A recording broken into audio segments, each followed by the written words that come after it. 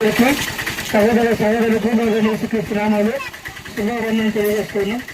ప్రియులారా, యేసుక్రీస్తు గురించిన సువార్త ప్రకటిస్తున్న సంగతి మీకు ఇప్పటికీ అర్థమై ఉంటుంది.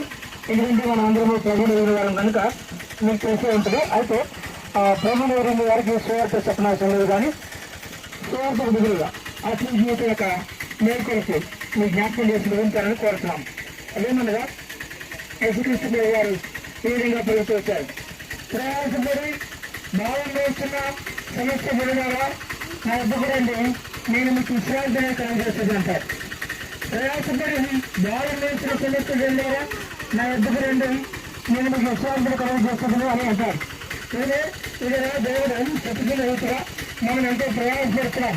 ఉదయం వేసిన మొదలుకొని రాత్రి పండుకునేంత వరకు కూడా ఎంతో ప్రయాసపడుతున్నాం. ఉద్యోగమని, వ్యాపారమని, వ్యవసాయమని, కూలి పనేది, చేతి పనేది, ఏదో రకంగా ప్రయాసపడుతూనే ఉన్నాం.